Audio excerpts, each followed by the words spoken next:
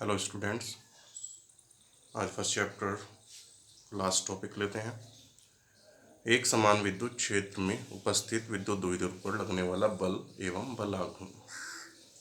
ठीक है, तो हमें बल ज्ञात करना है और साथ साथ बलाघूर्ण की गणना करनी है। मान लीजिए ये एक समान विद्युत क्षेत्र है और इसे एक समान विद्युत क्षेत्र में कोई विद्युत द्विध्रुव है जिसके आवेश के मान आपके प्लस माइनस क्यू है। दोनों आवेशों के मध्य की दूरी को हम दर्शा रहे हैं 2a से, और ये किसी कोण विद्युत क्षेत्र में किसी कोण थीटा पर उपस्थित है। तो अब क्या होगा, विद्युत क्षेत्र के कारण इन दोनों आवेशों पर बल लगेगा। प्लस क्यू आवेश पर क्यू ई बल लगेगा जिसकी दिशा विद्युत क्षेत्र की दिशा के अनुदिश होगी, और माइनस क्यू आवेश पर एफ बराबर माइनस क्यू ई बल लगेगा जिसकी दिशा विद्युत क्षेत्र की विपरीत दिशा में होगी। क्योंकि बल परिमाण में समान है, दिशा में विपरीत है, इस कारण बल एक दूसरे को निरस्त कर देते हैं। तो यहाँ पर F का जो मान है, F इक्वल हो जाता है 0 के। ठीक है, अब परिणामी बल की बात करें कि अगर किसी विद्युत द्विध्रुव को बाह्य विद्युत क्षेत्र में रखा जाता है तो परिणामी बल हमेशा शून्य होगा। ठीक है, किंतु आप यहाँ पे ध्यान दीजिए कि दोनों बलों की जो क्रिया रेखाएं हैं, इस बल की क्रिया रेखा इसके अनुदिश है, इस रेखा के, और इस बल की क्रिया रेखा इस रेखा के अनुदिश है। दोनों की क्रिया रेखाएं भिन्न भिन्न है, दोनों की क्रिया रेखाएं भिन्न भिन्न है, तो ये इस द्विध्रुव को इस विद्युत क्षेत्र के में घुमाने का प्रयास करती है और उसको विद्युत क्षेत्र के अनुदिश लाने का प्रयास करती है। यानी कि यहाँ पर एक बलयुग्म उत्पन्न हो जाता है, यानी कि इन दोनों बलों का युग्म। ठीक है, बलयुग्म उत्पन्न हो जाता है जो उसको घुमाने का प्रयास करता है और इस कारण इस पर बलाघूर्ण लगता है। ठीक है, तो बाह्य विद्युत क्षेत्र में किसी विद्युत द्विध्रुव पर बलाघूर्ण कार्य करता है और परिणामी बल शून्य होता है। अब बलाघूर्ण का मान क्या होगा, बलाघूर्ण को हम दर्शाते हैं टो से, और टो बराबर होता है F इंटू दोनों, सॉरी मैं दोबारा से आपको समझा रहा हूँ। बलाघूर्ण होता है, बलाघूर्ण दोनों बलों के युग्म में से किसी एक बल का परिमाण ले लेंगे और दोनों बलों की क्रिया रेखाओं के मध्य की लंबवत दूरी ले लेंगे। ठीक है, तो यहाँ पर इन दोनों बलों में से किसी एक बल का परिमाण ले रहे हैं यानी कि F ले रहे हैं, और दोनों की क्रिया रेखाओं के मध्य की दूरी को हम दर्शा रहे हैं AC से। ठीक है, तो टो बराबर आ जाएगा FAC के। टो का मान टो बराबर FAC, और F किसके इक्वल है, परिमाण लेना है QE, और AC किसके इक्वल आएगा 2A साइन थीटा। ये मान हम यहाँ पे रख देते हैं, तो यहाँ पे Q इंटू 2A ये P के बराबर होता है और ये आ जाता है PE साइन थीटा। या इसको हम वेक्टर फॉर्म में इस तरह लिख सकते हैं, P vector cross E vector. यहाँ पे आप देख सकते हैं कि आपका द्विध्रुवागुण इसकी दिशा हमेशा ऋणावेश से धनावेश की ओर होती है, यानी कि माइनस क्यू से प्लस क्यू की ओर। ठीक है, और विद्युत क्षेत्र इन और इन दोनों के मध्य बनने वाला जो कोण है वो थीटा है। अब यहाँ पे तीन स्थिति आ जाती हैं। अगर थीटा इक्वल टू 0 है, यानी कि द्विध्रुव को आपने इस तरह से रखा है, ठीक है, यानी कि ये विद्युत क्षेत्र के अनुदिश है, तो यहाँ पर लगने वाला बलाघूर्ण, क्योंकि साइन थीटा का मान 0 होगा तो बलाघूर्ण का मान 0 होगा, ये इसका न्यूनतम मान होगा। ठीक है, यदि द्विध्रुव को हम इस तरह से रख दें तो अब इस पर लगने वाला बलाघूर्ण सर्वाधिक होगा। ठीक है, यानी कि थीटा यहाँ पे 90 डिग्री होगा, और थीटा 90 तो साइन 90 का मान आपका 1 होता है, और टो बराबर किसके आएगा PE के, ये इसका मैक्सिमम मान होता है। और अगर इसको हम इस तरह से रख दें, ठीक है, तो ये विपरीत अवस्था होगी और इसमें थीटा की वैल्यू जो होगी वो 180 होगी और टो बराबर हो जाएगा माइनस PE के। ध्यान रखना, ये अवस्था जब थीटा बराबर होता है 0 के तो ये कहलाती है अस्थायी संतुलन की अवस्था, और जब थीटा बराबर होता है 180 ये कहलाती है अस्थायी संतुलन की अवस्था। तो ये चीज़ भी आप ध्यान रखेंगे। तो ये चैप्टर यहीं पे आपका कंप्लीट हो जाता है। इसके बाद हम बात कर रहे हैं इस चैप्टर से जुड़े प्रश्नों की जो बोर्ड की दृष्टि से आपके महत्वपूर्ण हैं, ठीक है, या जिस तरह से आपको तैयार करना है।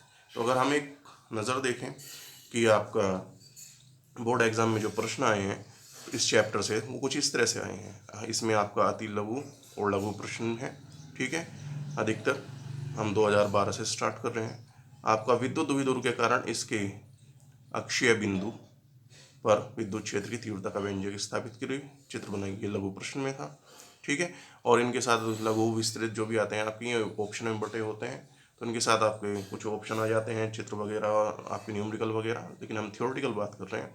ठीक है, ये प्रश्न आया था 2013 में, इससे आया है आपका विद्युत क्षेत्र रेखाओं के 2 गुण लिखिए। आपका 14 में इससे नहीं आया है, जो आपका इसका सेकंड पार्ट है, यानी कि ये अगर हम यूनिट की बात करें तो पहला चैप्टर और दूसरा चैप्टर। ठीक है, आपका ये दोनों एक यूनिट मान सकते हैं आप। वैसे तो आपका पहला, दूसरा, तीसरा, चौथा, ये 4 पार्टों की आपकी एक यूनिट बनती है। ठीक है, तो ये नेक्स्ट आया हुआ है आपका विद्युत क्षेत्र रेखाओं के आपको 2 गुण लिखने हैं। 2015 में जो इससे आया है आपका द्विध्रुव के कारण विषुवतीय रेखा तल यानी कि निरक्ष पर आपको ज्ञात करना है विद्युत क्षेत्र की तीव्रता का व्यंजक क्या हुआ। 2016 और 2019 में ये प्रश्न रिपीट हुआ है, विद्युत द्विध्रुव आघूर्ण की परिभाषा और सूत्र दीजिए। ठीक है, ये आपका लघु प्रश्न, अति लघु प्रश्नों में। एक गतिशील आवेश द्वारा उत्पन्न क्षेत्रों के नाम दीजिए। ठीक है, विद्युत क्षेत्र की तीव्रता को परिभाषित करी, ये 2018 में। 2019 में अभी मैंने बताया था कि जो 2016 में प्रश्न आया था वही रिपीट हुआ है। और 2020 में आपका है माध्यम के परावैद्युतांक के नाम लिखिए।